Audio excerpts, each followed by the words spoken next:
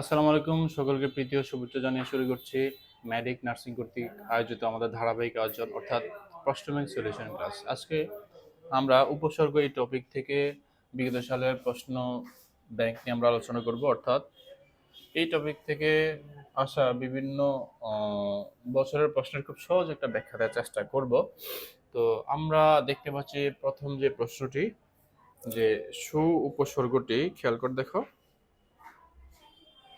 যে সু উপসর্গটি কোন অর্থে ব্যবহৃত হয়। আচ্ছা, এখানে আমরা দেখতে পাচ্ছি 2023 এবং 24 শিক্ষাবর্ষে এই প্রশ্নটি এসেছিল। ওকে, তো তুমি দেখো চারটা অপশনে, দেখো 1 নম্বর সম্পূর্ণ অর্থে, 2 নম্বর উত্তম অর্থে, 3 নম্বর পূর্ণতা অর্থে, 4 নম্বর উৎকৃষ্টে অর্থে। ওকে, সু মানে কি? সু মানে হচ্ছে কি ভালো, তাই না? সু মানে হচ্ছে কি উত্তম, তাই তো?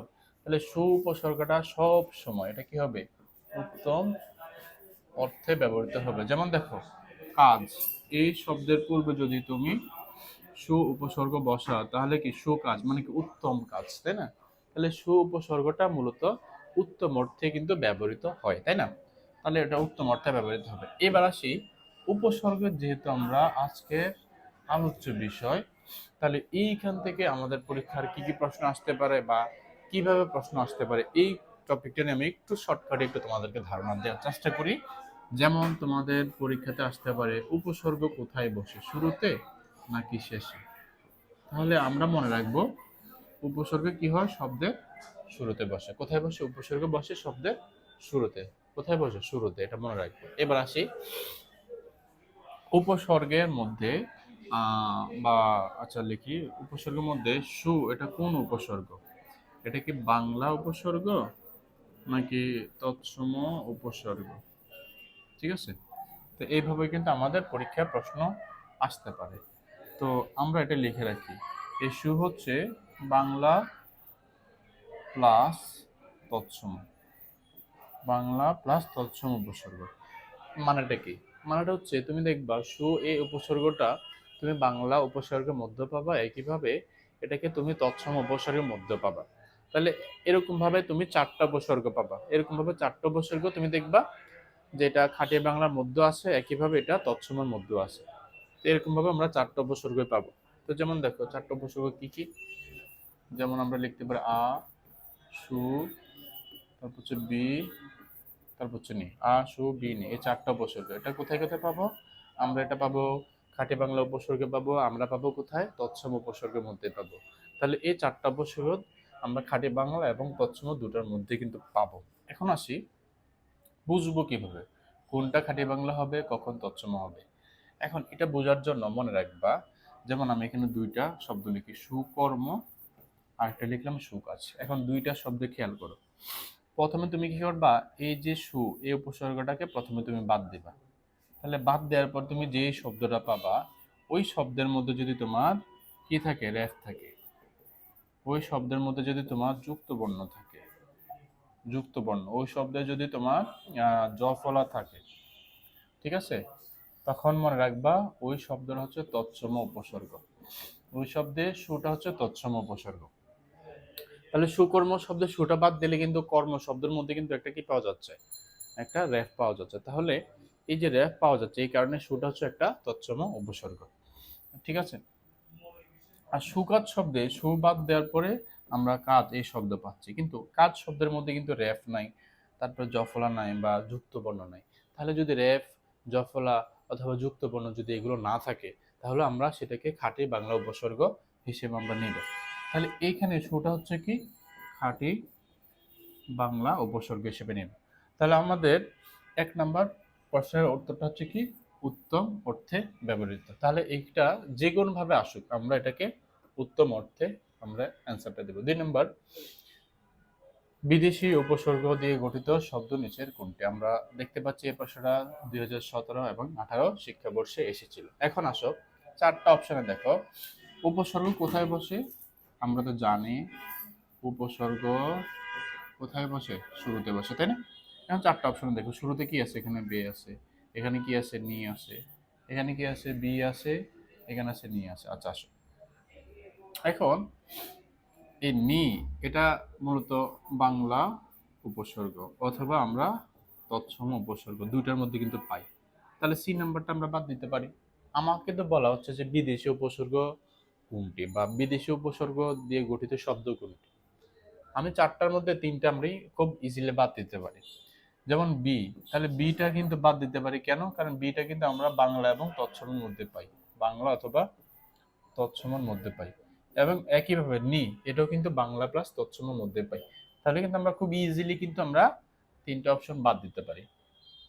এবার আসি বে। এখন এই বে উপসর্গটা মূলত হচ্ছে ফার্সি উপসর্গ। তাহলে এই যে আমি বললাম বেটা হচ্ছে একটা ফার্সি উপসর্গ। এই ফার্সি উপসর্গের মধ্যে যেমন দেখো মোট হচ্ছে 10টি। এই 10টির মধ্যে কি কি ফার্সি উপসর্গ হতে পারে? যেমন দেখো আমরা লিখতে পারি যে কার, তারপর হচ্ছে দর, না, নে, ফি, বদ, বে, বদ, ব, কম। ঠিক আছে, তো এই মূলত হচ্ছে এই 10টি হচ্ছে কি ফার্সি উপসর্গ। তাহলে এই 10টির মধ্যে যে কোনো একটি আসবে, আমরা সেটাকে ফার্সি উপসর্গ যুগে গঠিত শব্দ দেব। তাহলে এখানে যেহেতু বলা হচ্ছে যে বিদেশি উপসর্গ, তার মানে ফার্সি এটা নিজে হচ্ছে একটা বিদেশি উপসর্গ। তাহলে আমরা 2 নম্বরটা আমরা বিদেশি উপসর্গ হিসেবে আমরা অ্যান্সার দিতে পারি।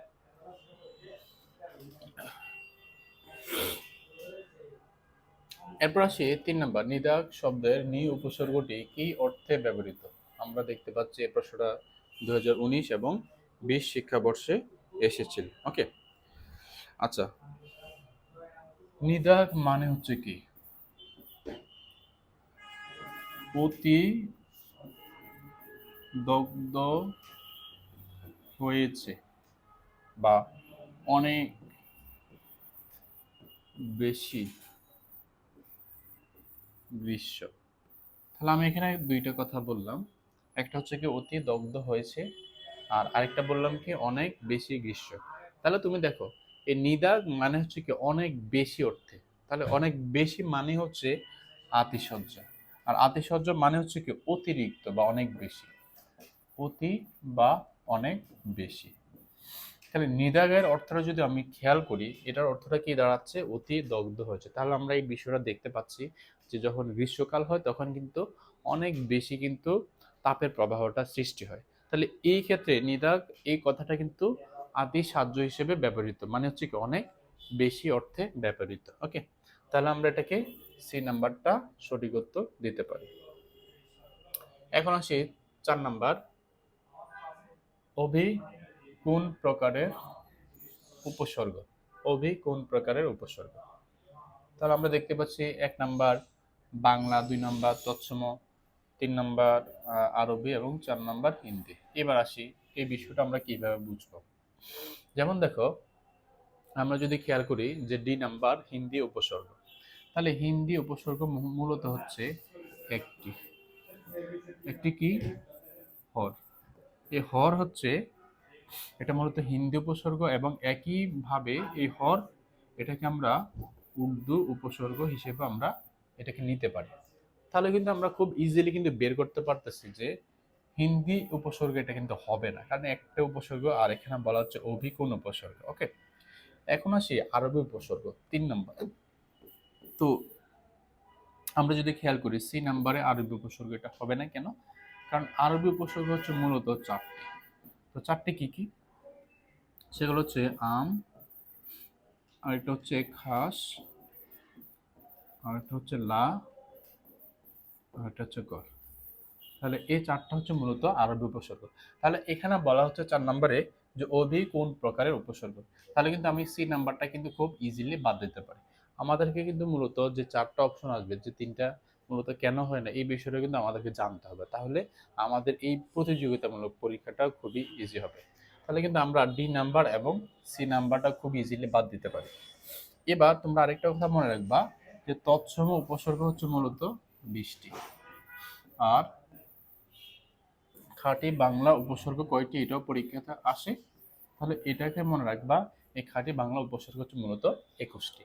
তো 21টির মধ্যে উল্লেখযোগ্য কয়েকটা উপসর্গ আমাদের পরীক্ষাতে আসে, এই টাইপসের আমি কয়েকটা উপসর্গ বলি। যেমন অঘা,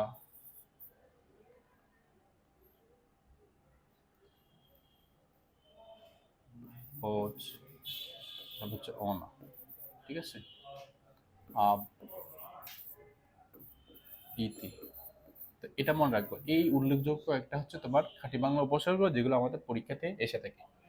এবার আসি 4 নম্বরে, তৎসম উপসর্গের মধ্যে উল্লেখযোগ্য কয়েকটা উপসর্গ যেগুলো আমাদের পরীক্ষাতে এসে থাকে। যেমন প্র, তারপর সরি আমি একটু এটা বুঝতে হবে,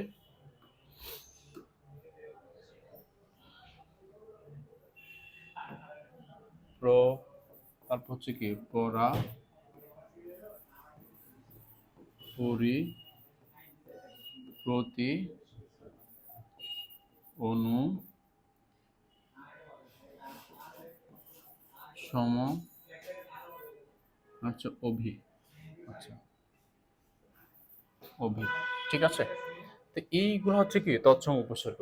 তো আমরা ঘুরে ফিরে কিন্তু এই যে তৎসম শব্দ, এই তৎসম উপসর্গ, এগুলো কিন্তু আমাদের পরীক্ষাতে এসে থাকে। তাহলে 4 নম্বরে অভিটা হচ্ছে মূলত একটা তৎসম উপসর্গ। তাহলে আমরা এটা বি নাম্বারটা খুব ইজিলি আমরা এটাকে দিতে পারি। ওকে, আচ্ছা, এরপর আসি আমাদের 5 নম্বর প্রশ্নটা, যে ইতি কোন প্রকারের উপসর্গ। ঠিক আছে, তাহলে আমরা দেখতে পাচ্ছি যে হিন্দি হবে না কেন, কারণ আমরা একটু আগে এই বিষয়টা পড়লাম যে হিন্দি উপসর্গটা কি, হর। এই হর হচ্ছে একটা হিন্দি উপসর্গ। তাহলে এখানে বলা হচ্ছে ইতি কোন উপসর্গ। ওকে, আচ্ছা, এরপর সেই আরবি উপসর্গ যে হবে না এটা আমরা জানি, সেটা কিভাবে আমরা কিন্তু একটু আগে জানলাম যে আরবি যে 4টি উপসর্গ সেটা কি আম, তারপর হচ্ছে খাস, তারপর হচ্ছে লা, তারপর হচ্ছে গর। এই যে 4টি উপসর্গ, এই 4টি উপসর্গ হচ্ছে কি আরবি উপসর্গ। তাহলে কিন্তু আমরা সি নাম্বারটা কিন্তু খুব ইজিলি বাদ দিতে পারি। এখন আসি এ নাম্বার এবং বি নাম্বারের মধ্যে আমরা একটু খেয়াল করি যে জি এ নাম্বারে যেমন বাংলা উপসর্গ কি কি, অ, তারপর হচ্ছে অঘা, অজ, অনা, আ, আর, আম, তারপর হচ্ছে আব, ইতি।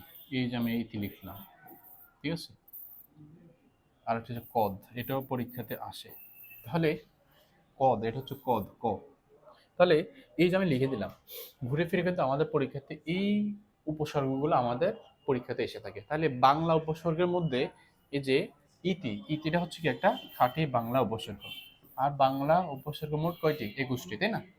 আর তৎসম উপসর্গ কয়টি মোট, তৎসম উপসর্গ হচ্ছে মোট 20টি। ওকে, তাহলে খাঁটি বাংলা উপসর্গ কয়টি, 21টি, এবং তৎসম উপসর্গ হচ্ছে মোট 20টি।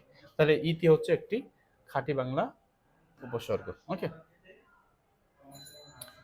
এখন আসি আমাদের 6 নাম্বার প্রশ্নটা, যে নিদাগ শব্দের নি উপসর্গটি কি অর্থে ব্যবহৃত। নিদাগ শব্দের নি উপসর্গটি কি অর্থে ব্যবহৃত। ওকে, এখন নিদাগার মানেটা কি? নিদাগ মানে হচ্ছে অনেক বেশি উষ্ণ বা গ্রীষ্ম, গ্রীষ্মকালকে আমরা কি করতে পারি, নিদাগ শব্দ দিয়ে কিন্তু আমরা এটাকে পরিচয় দিতে পারি। তাহলে নিদাগ মানে হচ্ছে গ্রীষ্ম। তাহলে তুমি একটা বিষয় মনে রাখো তো, যে গ্রীষ্মের যখন আসে তখন কিন্তু তাপের উত্তাপটা কি অনেক বেশি হয়। তাহলে অনেক বেশি, এটার মানে হচ্ছে কি আতিশয্য। তাহলে আতিশয্য মানে হচ্ছে কি অনেক বেশি। তাহলে এই যে আমরা লিখে দিলাম, তাহলে আতিশয্য এটার মানেটা হচ্ছে কি অনেক বেশি। তাহলে আমরা এইভাবে কিন্তু মনে রাখতে পারি। তো নিদাগের মানেটা হচ্ছে আতিশয্য। আচ্ছা, আমরা ঠিক পরের প্রশ্নটা দেখি। আর এই প্রশ্নটা আসছে কখন, 2019 এবং 20-এ। আচ্ছা, তাহলে পরে আর নাই প্রশ্ন। তো এই ছিল আমাদের আজকের উপসর্গের প্রশ্ন ব্যাংক সলিউশন ক্লাস। তো এইভাবে তোমরা তোমাদের প্রশ্ন ব্যাংক সহজে এভাবে সলিউশন করতে আমাদের পেজের সাথে থাকো। ঠিক এইভাবে যদি তুমি প্রশ্ন ব্যাংক সলভ করতে পারো তাহলে তোমার পরীক্ষা অনেক অনেক সহজ হবে। আর তোমাদেরকে পরবর্তী ক্লাস দেখার আমন্ত্রণ জানিয়ে আজকের ক্লাসটা আমরা এই পর্যন্ত রাখলাম, এখানে সমাপ্ত করলাম। ভালো থেকো, সুস্থ থেকো। আল্লাহ হাফেজ।